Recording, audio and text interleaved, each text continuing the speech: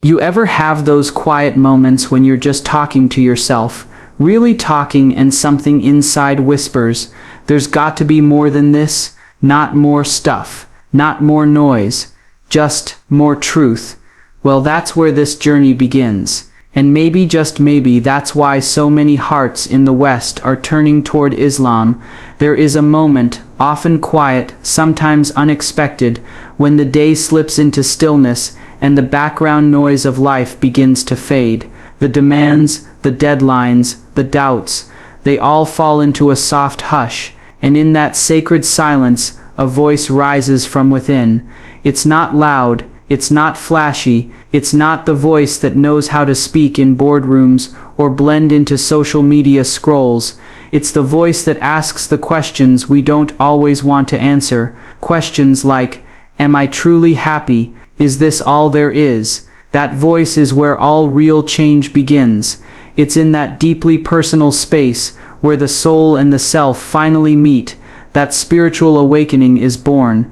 And for many in the West today, that awakening is leading them to Islam, not because they were looking to change religions, not because someone convinced them in a debate, but because they dared to listen to themselves honestly.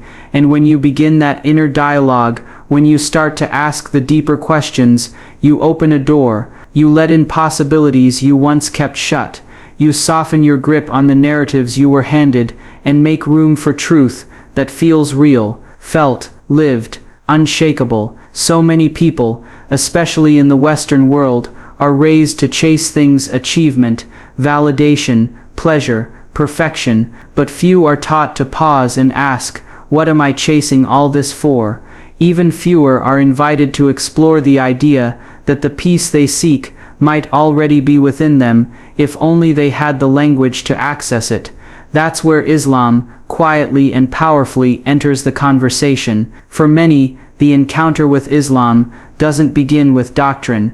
It begins with a feeling, a pull, a resonance, something about the rhythm of the call to prayer, the way it touches something ancient inside you, the simplicity of surrendering your heart to a higher power, the humility of placing your forehead to the ground, not because you're weak, but because you finally understand what strength really is. That inner voice, the one that keeps you up at night, or greets you in the mirror every morning, it knows what is real. It knows when you're performing your life instead of living it. It knows when you've achieved everything but still feel empty. It knows when the world claps for you but your soul is silent.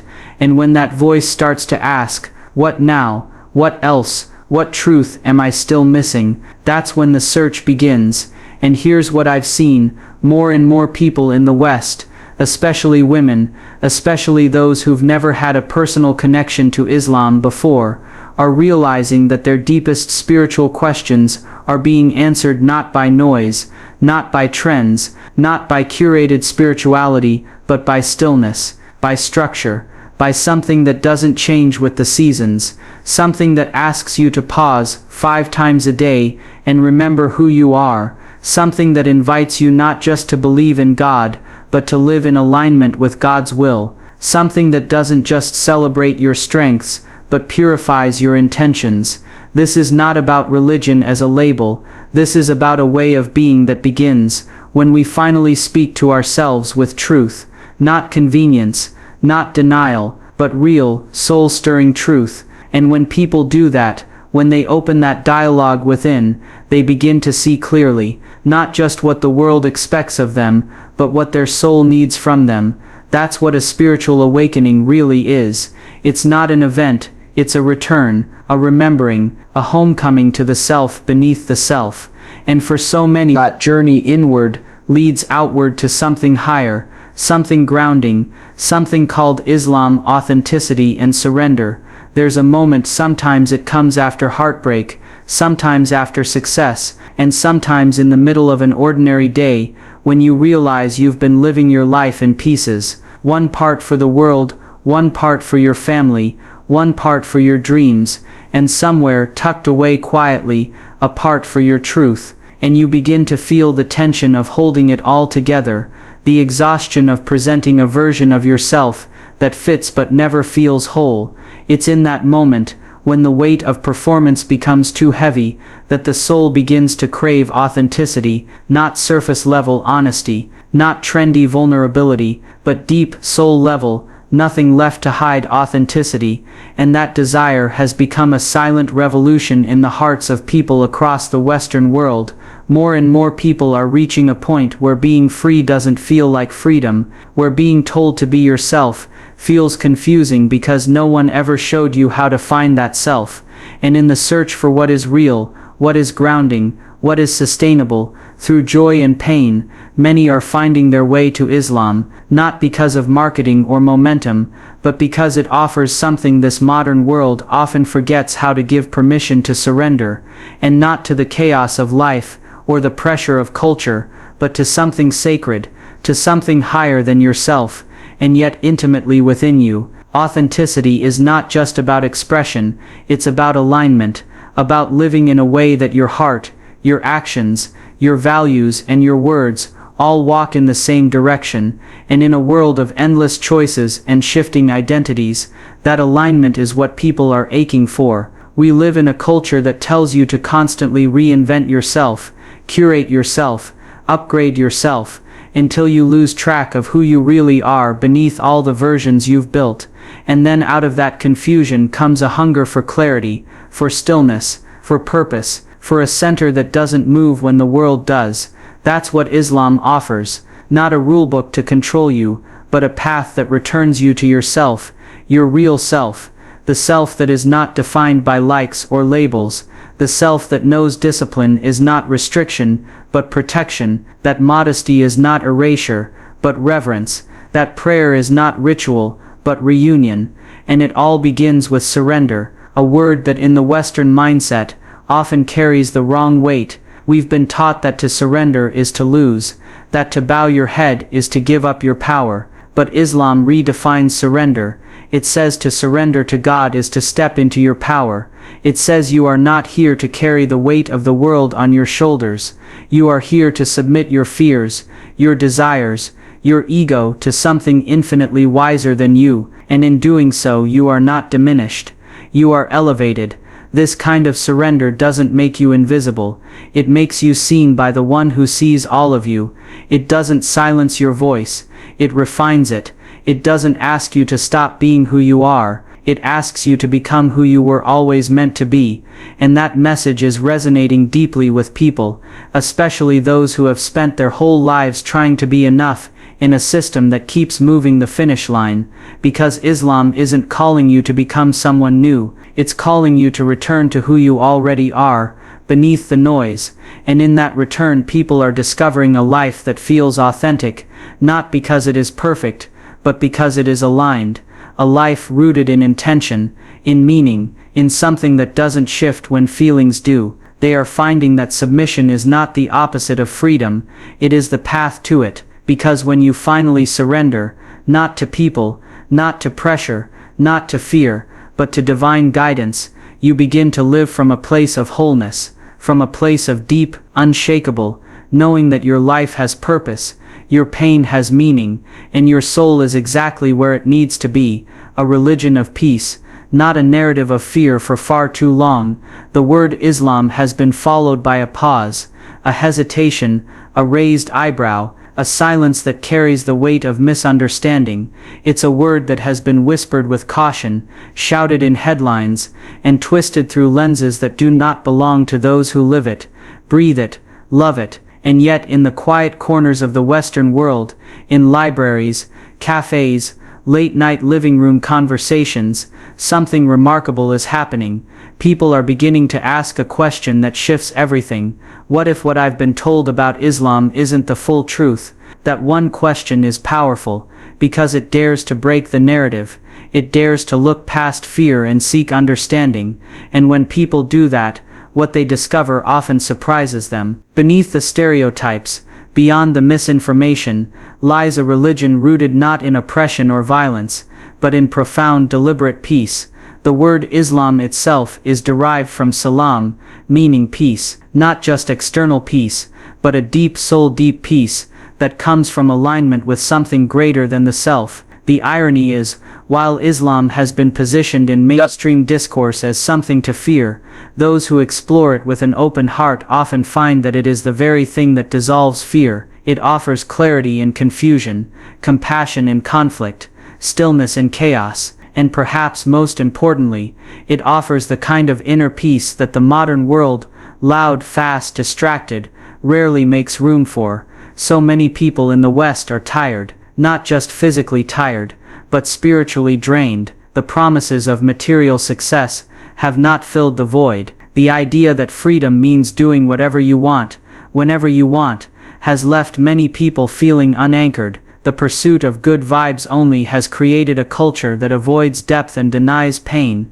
and in that climate, Islam feels different. It doesn't run from grief, it doesn't gloss over struggle, it faces it, dignifies it, and places it in the context of divine purpose, and that is where fear starts to dissolve. When people take the time to read the Quran for themselves, not through someone else's interpretation, not through the media's framing, but with open eyes and an open heart, they encounter verses that speak of mercy more than punishment. They encounter a prophet whose life was marked by forgiveness, compassion, and unshakable faith. They encounter a faith that calls for justice, not vengeance, a faith that elevates the orphan, protects the poor, honors the elderly, and commands kindness even to one's enemies. People begin to see that Islam is not the religion of fear, but the religion that meets fear with faith, that it is not about dominance or control, but about balance, about giving each part of life, body, mind, spirit, community,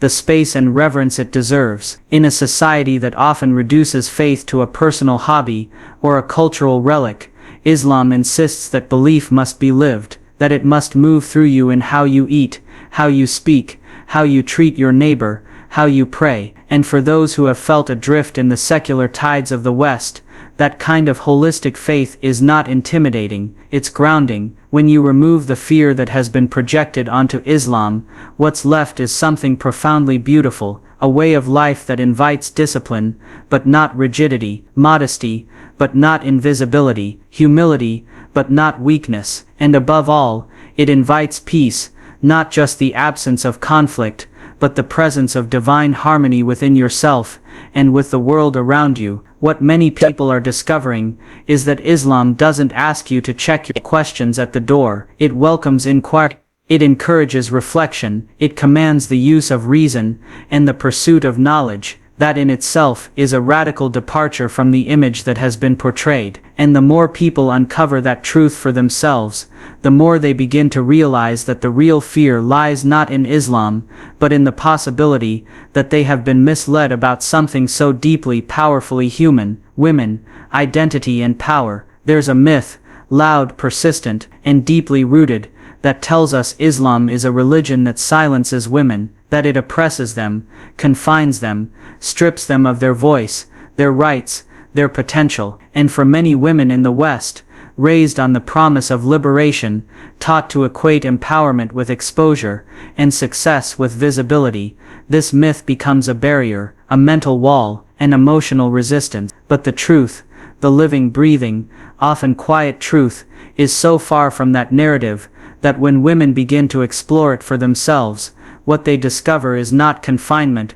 but clarity, not restriction but restoration, not invisibility, but divine recognition. Women are coming to Islam, not in spite of being women, but because they are women, because they are tired of being commodified, tired of being told their worth is measured by how much skin they show or how loud they are, because they are tired of living in a world that claims to liberate women, while simultaneously exhausting them with impossible standards, endless contradictions, and hollow promises. And in that exhaustion, in that deep soul-weary place, they start to look inward, and when they do, many find that Islam speaks to them in a language they didn't know they were waiting to hear. It's a language of dignity, of design, of intention. Islam doesn't ask a woman to become someone else to be worthy.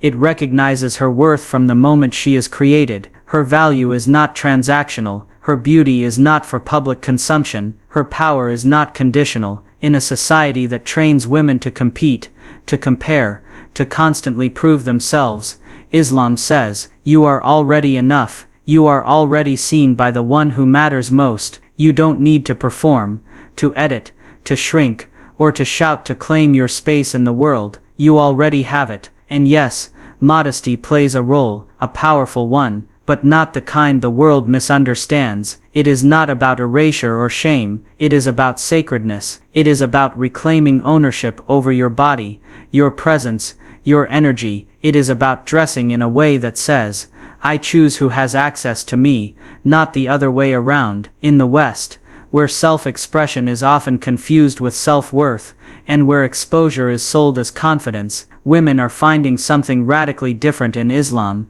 the right to be respected for their mind before their body, their character before their curves, their purpose before their performance. And it's not just about clothing, it's about a spiritual framework that affirms a woman's right to speak, to learn, to lead, to own property, to inherit, to be honored as a mother, a daughter, a wife, a believer. It's about a worldview where femininity is not a liability, but a gift, a source of power, not pressure. And in a society that often demands women be masculine to be taken seriously, Islam offers a space where softness is not weakness, where nurturing is not dismissed, where emotional depth is not a flaw to be fixed, but a wisdom to be embraced. So when women in the West step into Islam, it's not because they are brainwashed or broken, it's because they are waking up to a kind of empowerment that doesn't need applause, a kind of identity that doesn't shift with the latest trend, a kind of power that comes from submission, not to a man, not to a system, but to a creator who knows them, who honors them, who commands others to do the same. And it changes everything, because when a woman knows who she is in the eyes of God, she stops needing validation from the eyes of the world. She stops hustling for worth. She starts walking with certainty. She starts living with intention. She starts praying with purpose, and she does it not to impress, but to align, not to be seen, but to see clearly. And that clarity becomes her strength. That strength becomes her peace. That peace becomes her power. The soul's craving for discipline and structure. There's a kind of freedom that we are sold in the West. It looks like spontaneity, endless choice, living without boundaries, and doing what you want whenever you want. It's marketed as liberation, as progress, but for so many people, this so-called freedom eventually turns into something else: anxiety, confusion, burnout. A life without rhythm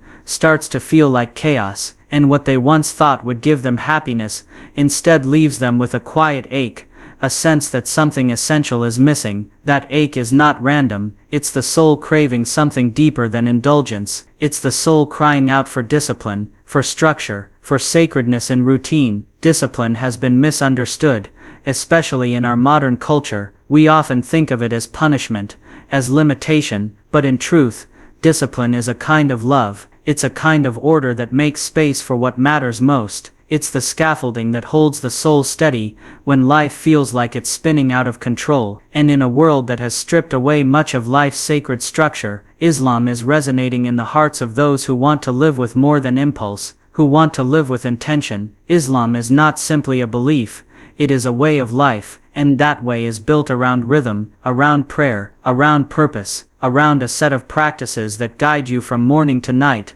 from youth to old age, through joy and pain, through wealth and struggle. It invites the human being into a dance with time, with divine presence, with self-awareness. 5 times a day, Muslims pause to connect with their Creator, not when it's convenient, not when they feel like it, but as a commitment, as a recalibration of the soul. And for people living in a culture of constant distraction, that level of structure is not a burden, it's a relief. People are discovering that when your life is rooted in discipline, you're not more restricted, you're more free, free from being ruled by emotion, free from being consumed by anxiety, free from the grip of ego and impulse. Islam doesn't ask you to suppress who you are, it asks you to refine it, to shape it, to train the heart and the mind the way you would train the body, to build spiritual muscle, to build clarity, to build resilience. And that happens not through occasional inspiration, but through consistent devotion. Fasting during Ramadan, for example, is more than abstaining from food. It's a school of discipline. It teaches patience, it teaches gratitude, It teaches restraint in a world that tells you to give in to every craving, and for people in the West, who have grown up with the belief that saying yes to everything is what it means to be alive, this sacred no feels revolutionary. It feels like alignment, it feels like truth, because what the soul really wants isn't more consumption, it's more connection. The structure of Islam is not rigid for the sake of being rigid, it is divinely designed to bring balance between the body, the mind and the spirit. It's a system that honors rest and work, solitude and community, silence and speech, and in a world that has made productivity the measure of worth, Islam reminds people that prayer, that worship, that stillness, those are acts of value too. You are not just what you produce, you are who you become through what you do consistently. What's even more powerful is that this structure doesn't only serve the individual, it builds families, it builds communities, it creates bonds between people who might otherwise never speak. When millions of people around the world rise before dawn to bow in prayer, when they break their fast together, when they greet each other with peace and not performance, that shared discipline creates unity, it creates identity, it creates belonging, and that's what so many are longing for, not just personal peace, but collective purpose, a way to live that honors the sacred, a path that doesn't change with every generation, but carries timeless wisdom. In Islam, they are finding that discipline is not a fence, it's a doorway into a life that feels centered, that feels rooted, that makes room for the soul to grow and flourish, in a world that so often encourages it to shrink or scatter. And that kind of life, a life with rhythm, with purpose, with meaning that shows up not just in what you believe, but in how you live each day, is what people are beginning to realize they were always searching for. When I speak to myself this way, honestly, openly, with no need to filter for comfort, I recognize that what we're witnessing in the West